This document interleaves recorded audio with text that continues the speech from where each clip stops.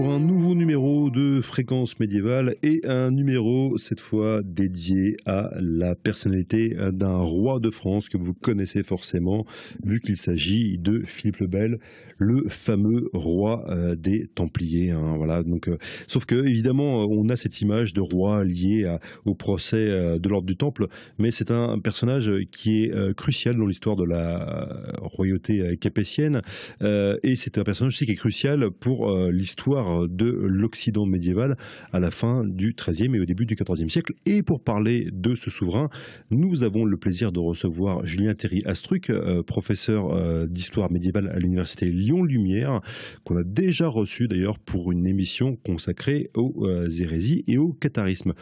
Julien, bonjour. Bonjour. Merci d'accepter à nouveau l'invitation donc de Fréquence médiévale et d'histoire et images médiévales. Donc ce roi de France, Philippe le Bel, il faut d'abord un peu mettre un petit once de contexte par rapport à ce personnage. C'est le petit-fils quand même de Louis IX, et Louis IX qui va devenir Saint-Louis pendant son règne. Donc ça a l'air comme ça en fait assez évident, mais en fait c'est pas du tout et pas si évident que ça, parce que évidemment c'est un roi Saint-Louis qui va avoir une importance considérable dans l'image qu'on va avoir d'eux-mêmes, que va avoir d'ailleurs de lui-même Philippe le Bel. Ah oui, tout à fait, ça va conditionner absolument l'image qu'il va avoir de sa fonction de roi, de sa légitimité. Il va en jouer énormément. Il va intensifier dès le début de son règne en 1285 et pendant des années jusqu'à ce que ça aboutisse un travail de lobbying auprès des papes pour obtenir la canonisation en bonne et due forme de Louis IX, qui est déjà présumé saint, et il l'obtient en août 1297. Canonisation par Boniface VIII, et ça va être important parce que Boniface VIII va y avoir des soucis après par contre avec lui. Donc, c'est très intéressant d'ailleurs puisque Boniface VIII va totalement se méprendre sur les effets de cette canonisation. Il va finir par l'accepter en pensant qu'elle va obliger Philippe le Bel, qu'elle va le contraindre à en revenir à plus de respect à l'égard de l'Église. Mais c'est exactement l'inverse qui va se produire. Ça va renforcer au contraire les prétentions royales à exercer une forme de leadership supérieure même à celle du pape sur la chrétienté, au nom du fait que Philippe, lui, contrairement à Boniface VIII et contrairement à ses successeurs Benoît XI et surtout Clément V, eh bien, est détenteur d'un sang saint. Il appartient à la Beata Stirps, à une race, au vieux sens du terme, sainte, contrairement au pape.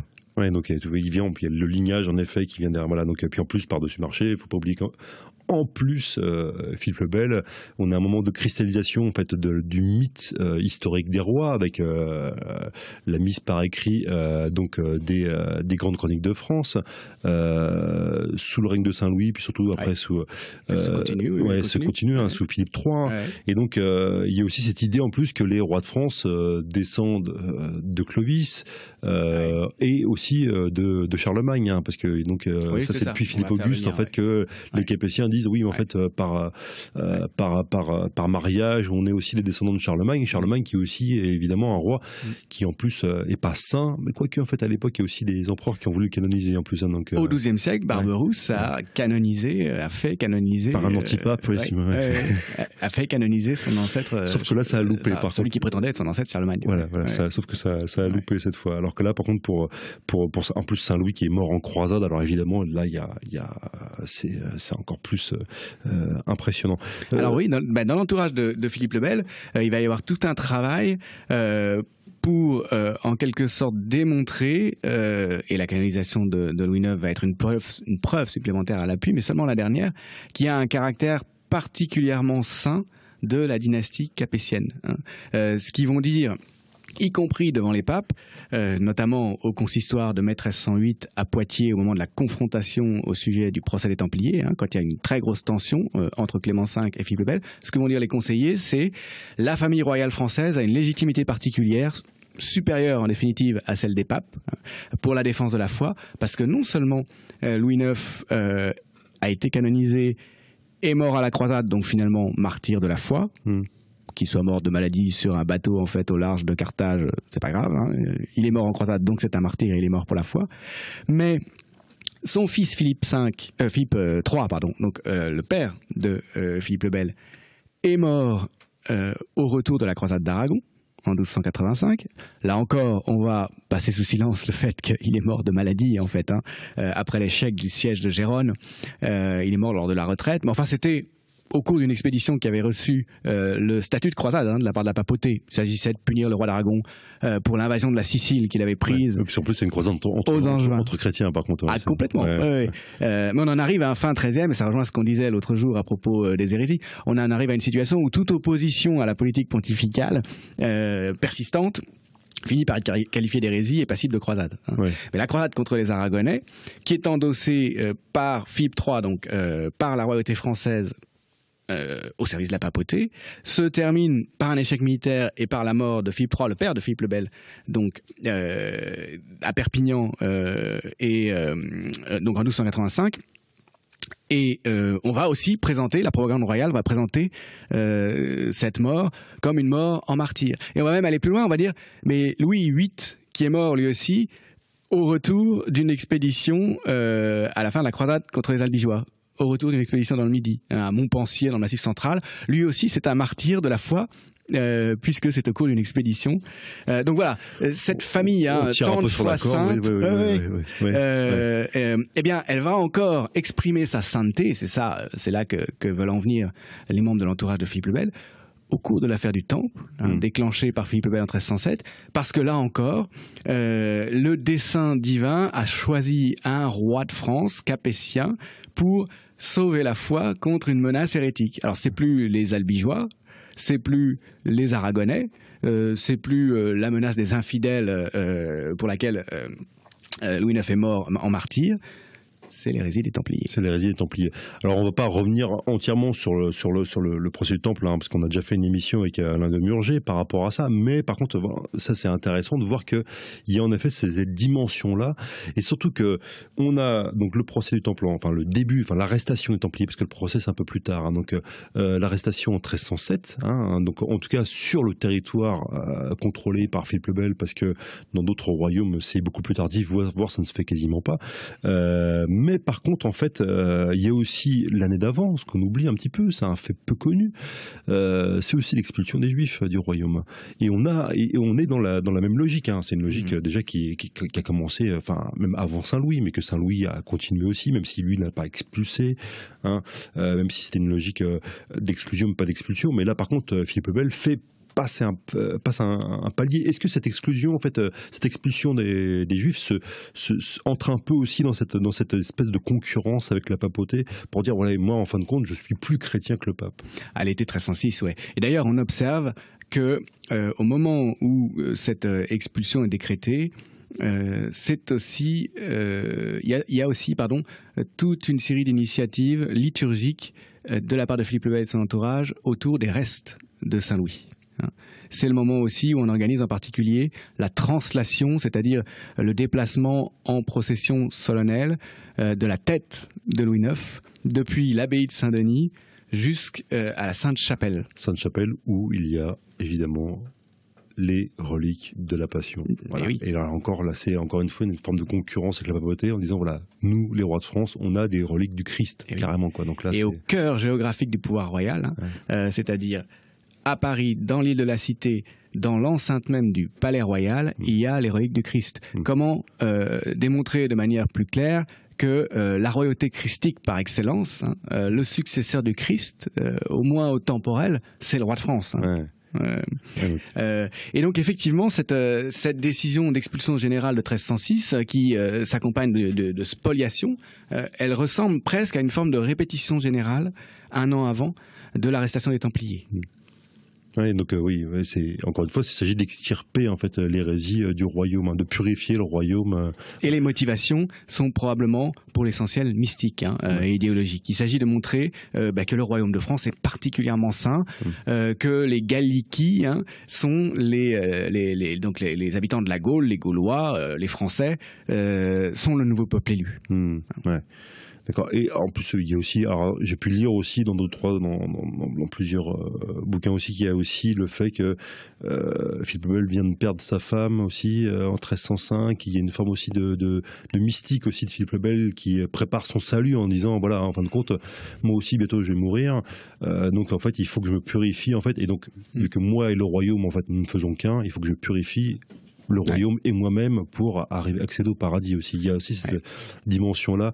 Plusieurs historiens, dont Robert-Henri Bautier, ont observé qu'il semble y avoir un regain de piété, un regain de mysticisme personnel de la part du roi, effectivement, après la mort inopinée, assez jeune, assez prématurée, de la reine Jeanne. Ouais. Ouais.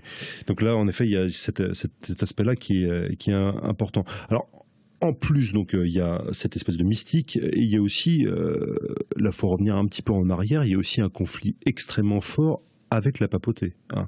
Alors évidemment, là, il y a cette la gifle. Hein. On dit la gifle, alors qu'en fait, il n'y a pas eu gifle. Hein, non, il y a eu séquestration. Séquestration, mais séquestration de pas n'importe qui, vu qu'il s'agit de Boniface VIII, qui était quand même un pape. Quoi. Donc, dans la résidence pontificale d'Anagni, le 7 septembre 1303. L'attentat auquel participe... On peut parler d'attentat, oui. On peut parler d'attentat auquel participe, enfin, c'est le terme qui était employé, donc, auquel participe quand même un proche conseiller, très très proche conseiller de Philippe le Bel.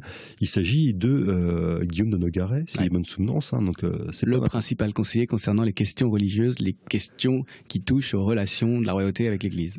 Conseiller qui n'est pas un ecclésiastique. Non, pas du tout. C'est un juriste. C'est un juriste, mais ça n'est pas un ecclésiastique. Non. Et ça, c'est intéressant parce qu'en effet, Philippe le Bel est aussi un roi assez neuf pour ça, c'est qu'il s'entoure quand même. Alors peut-être que je me trompe, hein, mais il s'entoure quand même de beaucoup de juristes, alors que voilà, qui sont plutôt des laïcs, hein, mais qui sont des spécialistes du droit. Hein. Et c'est des gens qui vont justement utiliser le droit et les failles du droit. Pour aller dans le sens en fait de la volonté royale. Ce sont les fameux légistes qu'ont exalté souvent les historiens républicains du 19e siècle, hein, puisque l'une des grandes causes, la grande cause, la grande affaire de ces juristes, ça a été de faire prévaloir les droits royaux, la souveraineté royale, contre toutes les concurrences, c'est-à-dire principalement contre deux concurrence, celle des grands féodaux d'un côté, celle de l'Église de l'autre. Ouais. C'est vrai que ça, faisons une parenthèse, on va dire, un peu sur le mythe, enfin en tout cas la vision du Moyen-Âge à l'époque contemporaine. Philippe le Bel fait partie, en fait, alors, c'est là où en fait, on voit, c'est drôle, en fait, parce que c'est pas du tout le cas, hein, mais fait partie en fait, des monarques qui vont être beaucoup mis en avant par les républicains. Il y a aussi Charles V, il y a aussi Louis XI, hein, et notamment, Philippe le Bel fait partie des souverains qui sont mis en avant comme étant des précurseur de la séparation de l'Église et de l'État, par exemple. Ouais. Hein, voilà, ouais. Ouais. Alors qu'en fait, bon, ça n'a rien à voir, mais...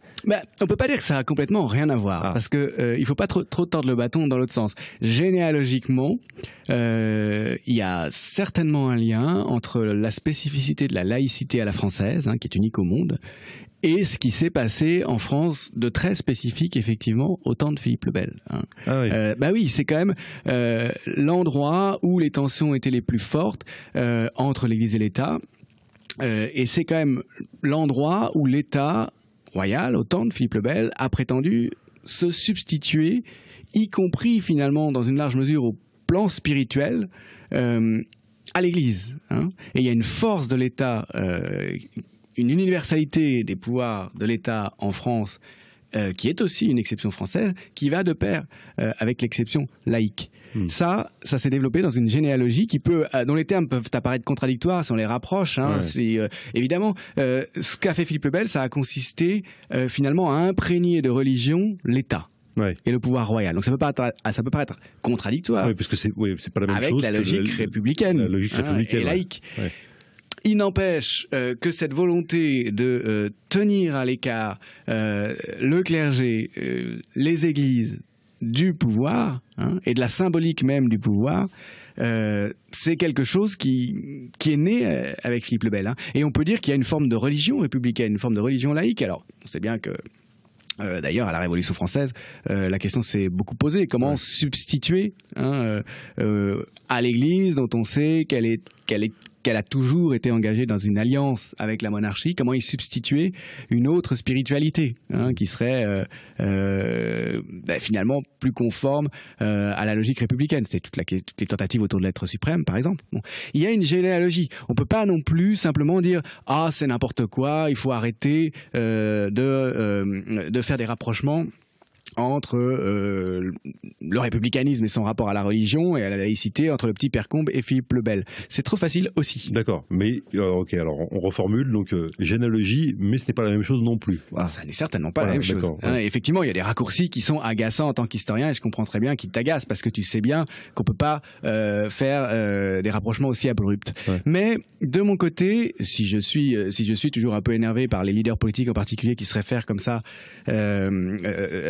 avec de gros sabots, disons, à Philippe le Bel, ça me pose problème aussi qu'on nie finalement toute continuité historique.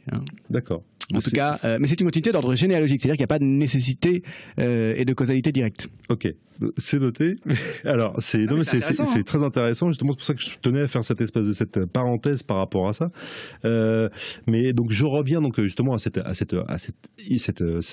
événement de l'attentat d'Anagni, donc en 1303, où en fait, qu'est-ce qui s'est passé en fait, pourquoi on en est arrivé là, où en fait, c'est quand même un roi de France qui va enfermer un pape. Pourquoi on est au terme d'une escalade qui a été enclenchée. On est 6 ans après la canonisation de Saint-Louis.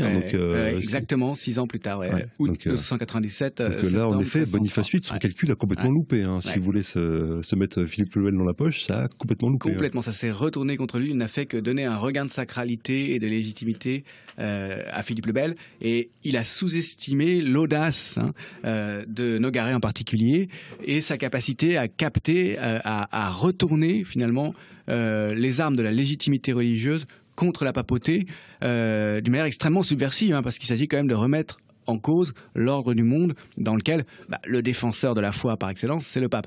Nogaret va aller au cours de cette escalade diplomatique jusqu'à accuser le pape d'hérésie et à faire approuver ces accusations par le roi de France. C'est ce qu'il arrive à faire au début de l'année 1303. Et il part en expédition, après avoir lancé ces accusations et les avoir faites approuvées par le roi de France, en Italie. Il s'allie à des ennemis du pape, à la famille de cardinaux qui sont en guerre contre le pape, les cardinaux Colonna, pour mener une expédition militaire jusqu'à Anagni, cette résidence pontificale dans le Latium, non loin de Rome. Son objectif, il a une forme légale. Une fois le pape accusé d'hérésie, puisque Boniface a trahi la foi, et puisque pour sauver la foi en cette situation exceptionnelle, il faut quelqu'un qui se dresse, et ce quelqu'un, c'est le roi de France, qui a vocation à défendre la foi par son passé familial, il faut procéder en convoquant un concile universel.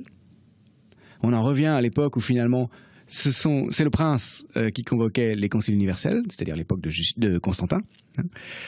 Philippe le Bel convoque un concile universel pour juger l'hérésie de Boniface, pour le déposer, et puis pour lui substituer un nouveau pape. Donc, c'est pas le tout de convoquer un concile universel et d'appeler le pape à s'y déférer, à y être déféré. Il faut ensuite contraindre le pape par la force à se présenter devant ce concile, puisque évidemment la réaction de Boniface consiste à rejeter ces accusations. Et pour ce faire, donc, on entreprend le voyage, et l'idée, c'est de ramener Boniface prisonnier en France, car bien sûr, ce concile a vocation à se tenir en France. Ouais. Et c'est où en France? C'est où précisément? Alors, on ne sait pas précisément, mais on peut quand même subodorer, c'était tout à fait dans la logique de l'action de Nogaret en particulier à cette époque, que le concile aurait eu vocation à se tenir à Lyon. Ouais, justement, je voulais en parler de Lyon. L'entourage royal fait une fixette sur Lyon. Sur Lyon, parce que donc c'est le primat des Gaules en plus, donc c'est là historiquement, depuis l'Antiquité tardive, c'est là que se trouve la tête de l'Église des Gaules. Et dans cette nouvelle logique mystique nationale, il est d'abord impossible que Lyon n'appartienne pas au royaume. Or, Lyon est une ville d'empire, dans une large mesure. À l'époque, l'archevêque de Lyon exerce en fait un pouvoir souverain, puisque les empereurs ont déserté depuis longtemps sur sa ville, et Lyon est en quelque sorte une ville d'empire, est un grand archevêché d'empire, un peu comme ceux de Cologne ou de Mayence. Philippe le Bel décide, le mouvement a commencé un petit peu avant lui, sous Philippe III, mais c'est surtout de son temps que ça se développe et que ça s'accélère, que Lyon doit appartenir à la France et il va finir par l'annexer. Ça va être une des nombreuses causes de la montée de la tension avec la papauté, en particulier avec Boniface VIII. Finalement, d'ailleurs, en 1312, Lyon va se retrouver officiellement rattaché au royaume. Mais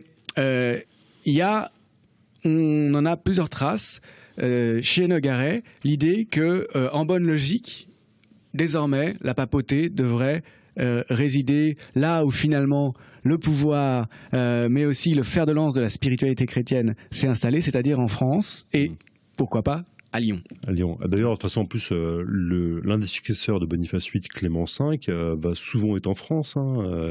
D'ailleurs, je crois, quand il apprend l'arrestation des Templiers, je crois me souvenir qu'il est à Poitiers. Tout à fait. Ouais. Ouais. Donc, voilà. Donc, et Clément V s'est fait couronner à Lyon, à la demande de la royauté française. Voilà, donc en fait on a cette espèce de, c'est le début en fait de l'arrivée, enfin en gros de l'arrivée de la papauté en France au sens de la France moderne, mais c'est un peu dans la foulée que la papauté va s'installer en Avignon aussi. Donc voilà. Donc, mais le concile, alors d'abord le concile de Vienne qui est en 1312, qui se réunit à partir d'octobre 1311 et jusqu'en mars 1312, et qui va statuer définitivement sur l'affaire du Temple, qui se tient à Vienne, sous pression quand même, sous pression royale pression française. militaire française. Eh bien, l'entourage royal aurait voulu qu'il se tienne à Lyon. Ouais. Mais le pape, finalement, a trouvé un compromis en le faisant à Vienne, c'est-à-dire... Vienne sur le Rhône, voilà. Au sud, pas du tout, en Autriche, Vienne, au sud de Lyon, dans la vallée du Rhône. C'est-à-dire à proximité du royaume de France, pour ne pas trop quand même fâcher le roi de France, mais pas en France, pour ne pas céder complètement. Et de même, l'installation en comte avessin, à partir de 1309, c'est une forme de compromis. Du côté royal, on voudrait que la papauté s'installe à Lyon. À Lyon, d'accord. Et en sachant en plus que en face d'Avignon, c'est quand même, c'est déjà les terres royales en l'occurrence, de l'autre côté du Rhône. Oui, tout à fait, à Beaucaire. Oui, alors il y a Beaucaire-Tarascon, oui, et puis de l'autre côté du Rhône, oui, c'est la France. Enfin, en tout cas, du point de vue royal, le Rhône, la juridiction s'étend jusqu'au Rhône. Ouais. Alors ça, voilà, donc ça, ça c'est intéressant parce qu'on a vraiment une vision assez nouvelle en fait de ce règne de Philippe le Bel. Là, on a parlé de beaucoup de choses. Il faut aussi parler un petit peu de l'affaire des Flamands, même si là on sort un petit peu du conflit avec le pape, ou peut-être pas, mais de l'affaire avec les villes flamandes, parce que là, Philippe le Bel est confronté aussi à une nouveauté auquel les rois de France n'étaient pas trop habitués, donc un mouvement communal, et il veut réagir de manière, on va dire, un peu direct, un peu brutal, et pas toujours à son avantage d'ailleurs par rapport à ça. Mais on peut dire qu'il y a un point commun entre la politique royale à l'égard de l'Église et la politique royale à l'égard des Flamands, de même d'ailleurs qu'avec la politique royale à l'égard de l'Angleterre, c'est que c'est une politique de coup de force, une politique expansionniste très agressive, qui tranche dans une large mesure avec celle de Philippe III et surtout avec celle de Louis IX. Oui, Saint-Louis qui en l'occurrence qui essayait par exemple de faire des compromis par exemple avec le roi d'Angleterre et tout pour éviter, parce qu'il disait qu'il ne faut pas que les rois chrétiens se battent entre eux. On sait bien qu'il fait même des concessions territoriales que ses conseillers vont lui reprocher à la royauté anglaise, au roi d'Angleterre, en échange de la paix, dans une logique qui est très différente de celle de Philippe le Bel. La logique de Philippe le Bel est une logique expansionniste et une logique extrêmement impérieuse et autoritaire. Alors effectivement, face à la rébellion des Flamands, la réaction royale française va être extrêmement brutale, mais il va y avoir une déconvenue terrible. Il y a un très joli livre de Xavier Hélary paru il y a quelques années sur la bataille de Courtrai du 11 juillet 1302, qui... c'est ce qu'on appelle la bataille des Éperons d'Or. C'est la bataille des Éperons d'Or, tout à fait. Qui marque... Évidemment, le premier grand revers de la royauté française depuis le XIIe siècle. Entre-temps, depuis le règne de Philippe Auguste, il y a eu une espèce de croissance continue de l'hégémonie française au plan géopolitique en Europe. Et là, c'est le premier grand coup d'arrêt absolument retentissant, puisque la belle cavalerie française est absolument décimée par les piétons flamands, qui en plus combattent avec une arme ignoble, qui est un bâton ferré, qui combattent à pied donc, par opposition aux chevaliers. Et Robert d'Artois, le chef de l'armée française, est tué, de même que des dizaines et des dizaines de chevaliers à Courtrai. Ouais. Et en plus, voilà, pour ça que la bataille s'appelle les éperons d'or, parce qu'on a ramassé sur les cadavres les éperons qui ensuite ont été donc amassés par les membres des communes. L'un des emblèmes de la chevalerie, c'est le fait d'avoir des éperons d'or. On distingue entre autres un chevalier d'un simple cavalier en armure par le fait qu'il a des éperons dorés. Et donc, c'est nécessaire d'avoir des éperons dorés. Donc effectivement, les Flamands ont collecté ces éperons et en ont fait un grand mobile qu'ils ont suspendu dans la cathédrale de Bruges, à la fois pour rendre grâce à Dieu, mais aussi pour tourner en dérision l'arrogance des Français. Ouais. Et donc, et ça, c'est quelque chose qui va revenir constamment pendant toute la fin du règne. D'ailleurs, ça va mobiliser énormément d'argent, en fait, ce conflit avec les communes flamandes, ce qui explique aussi, après, alors non pas l'affaire des Templiers, parce que les Templiers n'est pas énorme. Mais le conflit avec la papauté. Le conflit avec la papauté. Et oui, ouais. Et oui, puisque la grande question, dès lors qu'il va y avoir une forme de mobilisation générale très bien décrite dans sa nouveauté, d'ailleurs, là encore par Xavier Larry, dans un autre livre qui s'appelle L'armée du roi de France, récent aussi. Après la bataille de Courtrai, on sonne une forme de mobilisation générale tout à fait étonnante dans l'ensemble du royaume. On met en avant quelque chose que la propagande royale présente comme une vieille tradition, mais qui est en fait d'une absolue nouveauté. C'est l'arrière-ban, entendu comme obligation militaire due au roi, non pas et en aucune manière à cause des liens féodaux, mais en raison de la suggestion, c'est-à-dire en raison de la résidence dans le royaume, service militaire qui est dû par tout homme valide. Ouais. Ce qui est tout à fait extraordinaire pour l'époque. Le pouvoir royal, à cette occasion, prend une dimension absolument transcendante de tous les liens féodaux contractuels. Alors immédiatement, bien sûr, cette obligation théorique générale va être convertie pour partie en redevance financière. Et là, on arrive à un point essentiel de la création de l'État moderne, c'est l'impôt et le lien entre l'impôt et la guerre, voilà, qui va être quelque chose de permanent jusqu'au 19e siècle. Voilà, donc, mais il y a un troisième terme qu'il faut souligner à ce moment-là, qu'il faut souligner pour ce moment crucial, c'est que le motif qui est développé en permanence, c'est, par la propagande, c'est la défense du royaume. La défense du royaume devient l'objet de l'intérêt général, transcendant, qui autorise le roi à prendre des mesures qui sont en complète contradiction avec les traditions féodales et aussi en contradiction avec ce que l'Église appelle les libertés ecclésiastiques depuis la réforme grégorienne. C'est-à-dire que la royauté va aussi imposer, elle avait déjà commencé à le faire dans les années 1295-1296, à la faveur de la guerre contre le roi d'Angleterre, la royauté va imposer la taxation des temporels ecclésiastiques sans autorisation pontificale. Et c'est la cause du début de l'escalade dont on évoquait la fin tout à l'heure, dans les relations entre la royauté française et la papauté. Ouais, là c'est tout à fait nouveau là pour le coup. Hein. Donc là, ça c'est d'accord. Et ben voilà, donc en effet, on a donc ces deux grandes affaires, à la fois ce que tu as appelé la pontificalisation. J'aime bien ce terme, je trouve ça intéressant. Donc la monarchie capétienne sous le règne de Philippe le Bel, et donc cette affaire donc aussi des communes flamandes. Tout ça encore une fois pour dire que ce règne de Philippe le Bel est un règne sans doute crucial pour la monarchie capétienne et même pour le Moyen-Âge occidental, hein, parce que on a le début en fait donc de la création d'un État capétien, puis après qui va devenir un État valois avec d'autres souverains comme Charles V, parce qu'on retrouve un peu la mystique en moins, hein, mais ce qu'on décrit par rapport aux Flamands, on le retrouve aussi sous le règne de Charles V, où lui va mobiliser, c'est à ce moment-là qu'on va créer la taille, donc il va mobiliser l'impôt pour lutter contre la monarchie anglaise. Et même, tu sais, je dirais pas la mystique en moins, hein, parce qu'il y a un regain de la mystique autour du pouvoir royal. À partir de ce moment-là, il y a un reflux qui est lié en fait au déboire militaire des premiers Valois, bien sûr, oui, de Philippe VI d'abord à Crécy, puis de Jean II à Poitiers.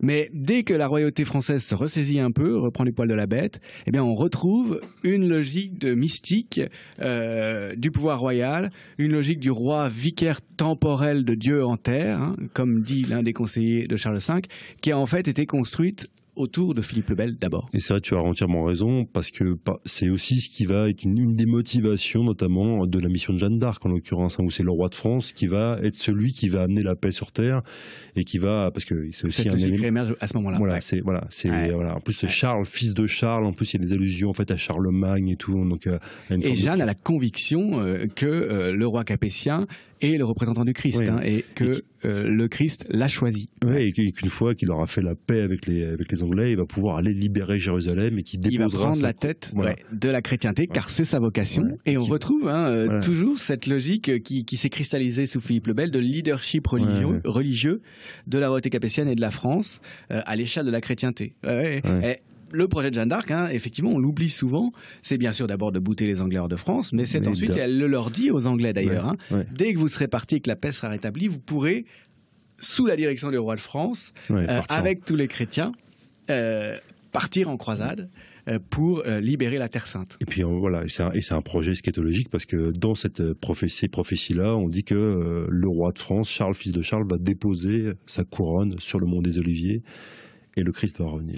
Donc là, on a dans une mystique complète qui en effet a commencé après la mort de Saint-Louis. Et ben voilà, ça sera aussi le sujet d'une autre émission. Voilà, c'est bien, on a plein d'idées comme ça pour ouvrir sur d'autres émissions. Merci encore une fois, Julien Théry-Astruc, pour cette passionnante émission sur Philippe le Bel. Merci. Voilà, et donc on se retrouve une autre fois pour d'autres émissions, peut-être sur l'Inquisition, peut-être sur Jeanne d'Arc, on verra. Merci à vous et d'avoir écouté Fréquence Médiévale, et rendez-vous bientôt sur la page Facebook et sur le site d'Histoire et Images médiévales.